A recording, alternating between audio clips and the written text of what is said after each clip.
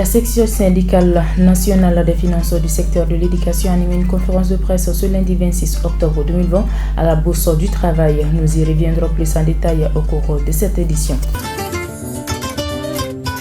IBK est rentré au bercail, son parti le félicite. Le M5 RFP demande à ce qu'il soit jugé. Dr Amadou Sy nous donne plus son point de vue dans ce journal-là.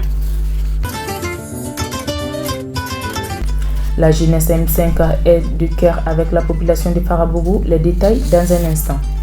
C'était là pour vous les sommaires de cette édition. Merci de nous accueillir chez vous et bienvenue dans ce journal d'information de la Liberté Télévision. Comme je vous le disais en titre, pour montrer leur mécontentement face à la non-prise en compte de leur doléance par le gouvernement, la section syndicale nationale des financiers du secteur de l'éducation a tenu une conférence de presse ce lundi 26 octobre 2020 à la Bourse du Travail. Selon les organisateurs, un préavis contenant 10 points de revendication a été déposé le 4 juillet 2019, classé sans suite. Reportage. Les financiers du secteur de l'éducation ne bénéficient ni des avantages accordés aux agents du ministère de l'économie et des finances et ni les avantages accordés par le décret au niveau des enseignants. Face à ce mépris et à cette marginalisation du gouvernement de la République du Mali, la section nationale des financiers du secteur de l'éducation, SYNFIS-SNEC, a déposé un préavis, un premier préavis de 10 points de revendication le 4 juillet 2019.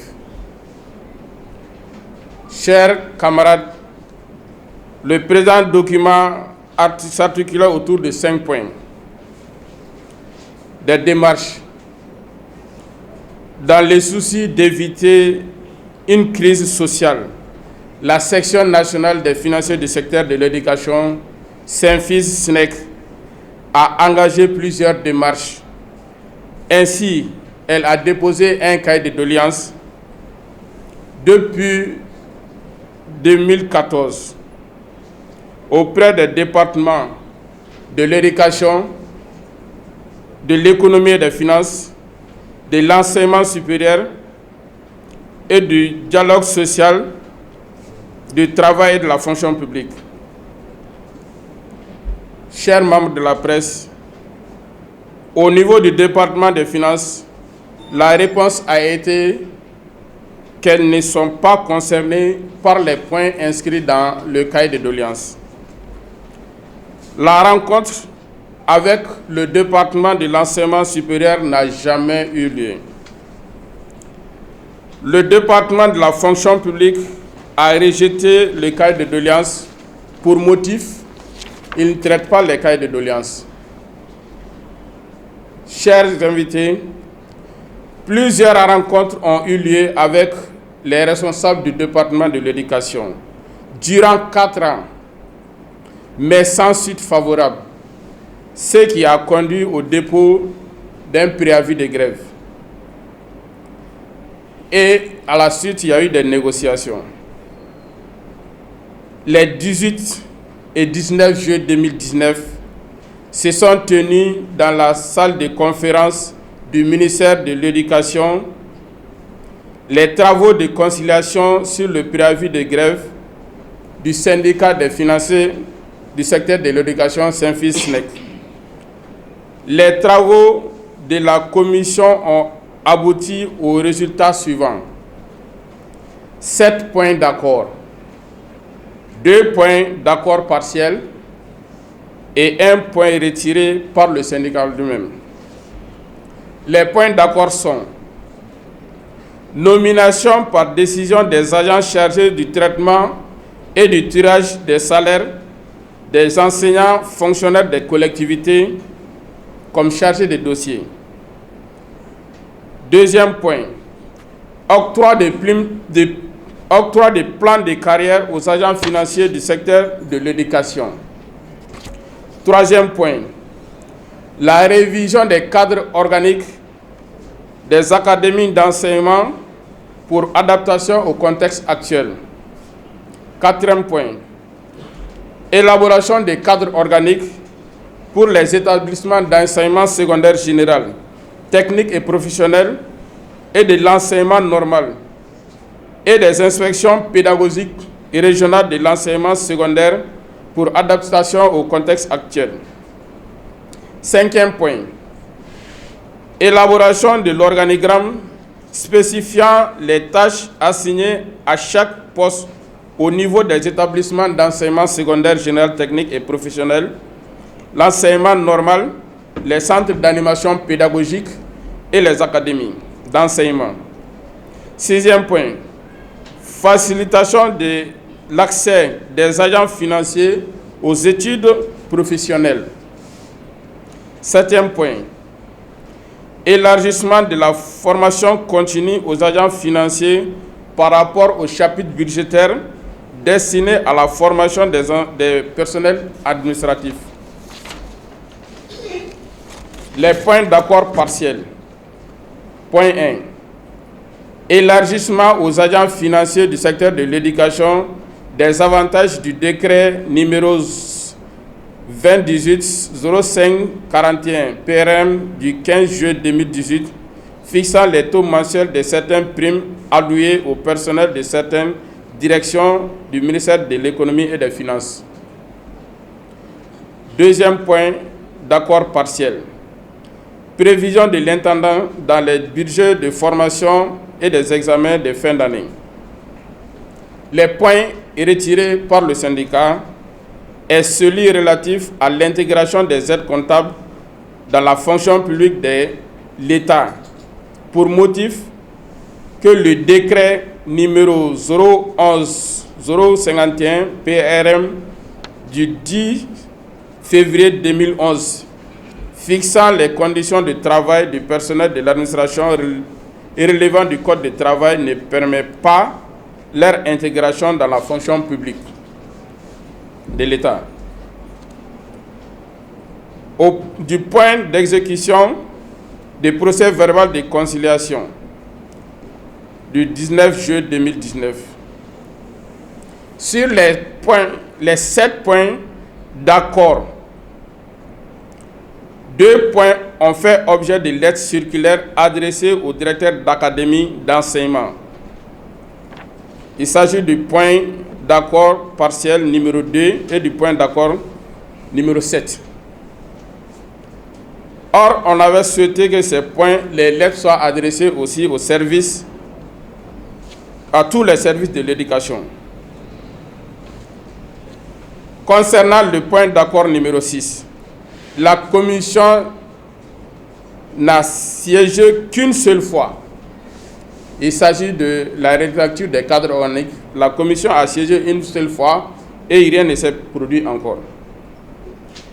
Concernant le point d'accord partiel numéro 1, le département de l'éducation avait promis d'écrire au ministère de l'économie et des finances pour les dispositions à prendre parce que l'ensemble des membres présents à la commission sont unanimes que c'est un droit.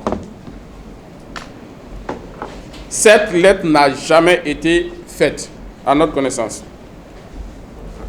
Des actions. 1 mois après la signature du procès verbal de conciliation, la section syndicale Saint-Fils-SNEC a rapproché le département de l'éducation par rapport au suivi des lettres circulaires et l'application des autres points d'accord. Cette démarche n'a rien donné. En avril 2020, une lettre de demande d'audience a été adressée au département de l'éducation par la section, sans suite. Chers camarades, chers invités journalistes, la section syndicale des financiers du secteur de l'éducation, Saint-Fils-SNEC, a observé un moratoire compte tenu de la situation socio-politique de l'État du pays. Cependant, la section nationale des financiers du secteur de l'éducation, Saint-Fils-SNEC, a fini par déposer un préavis de grève de 72 heures le 18 septembre 2020, sans suite. Ce qui a conduit la section syndicale des financiers du secteur de l'éducation Saint-Fils-NEC à déposer un autre préavis de grève de 13 jours le 13 octobre 2020 et qui doit prendre effet à compter du mercredi 28 octobre 2020, c'est-à-dire après-demain.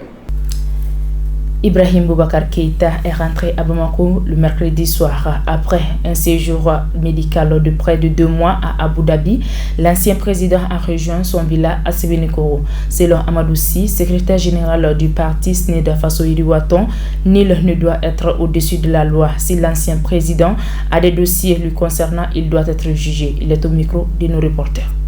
Je crois qu'il faut aborder cette question avec 2 volets. Il y a le volet humain. Ibrahim Boubacar Keïta est un Malien, c'est un frère.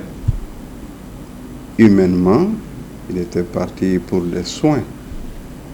Et s'il a retrouvé vraiment la santé, on ne peut que lui souhaiter encore davantage de meilleure santé. Ça, c'est sur le plan humain. Nous sommes des humains, nous sommes des Maliens. C'est un frère, il était malade, il est parti se soigner. S'il y a du mieux, vraiment, on le souhaite encore davantage une meilleure santé. Ça, c'est sur le plan humain. Maintenant, l'autre point de la question, c'est le volet politique. Le volet politique, je pense que lui-même, il a l'habitude de dire que nul n'est au-dessus de la loi. Nous sommes tous des justiciables. Vous-même, moi-même, lui et tous les autres Maliens.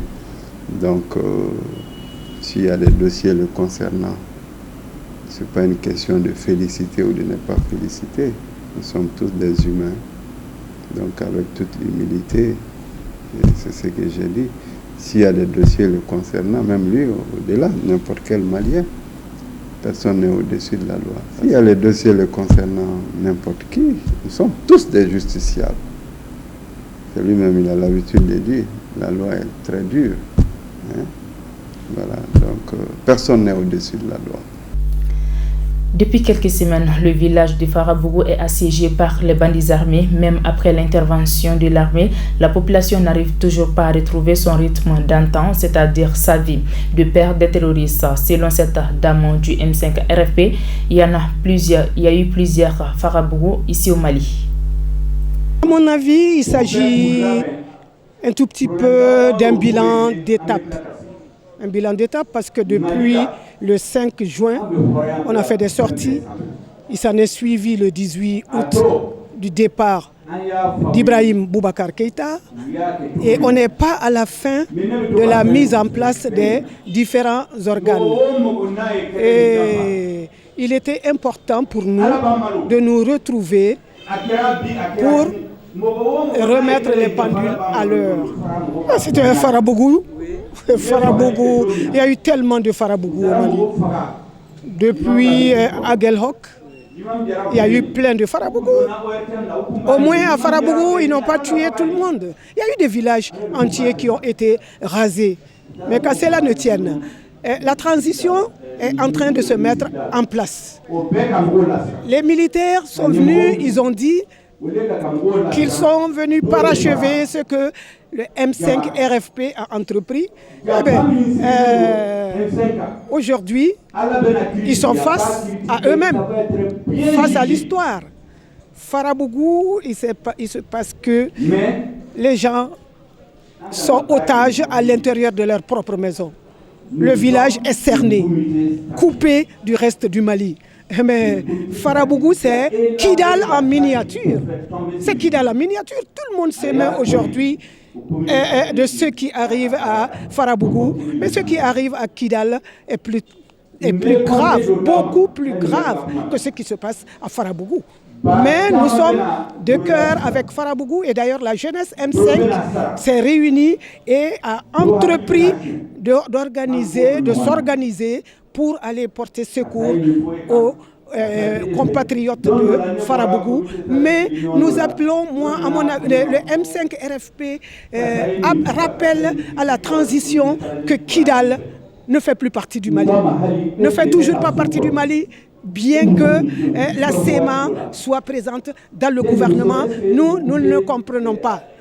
S'il règle Farabougou aujourd'hui, demain il y a Kidal et c'est un gros morceau et ça fait que le Mali n'est pas souverain. Ainsi prend donc vers ce journal d'information. Merci de l'avoir suivi et bonne suite des programmes sur la Liberté Télévision.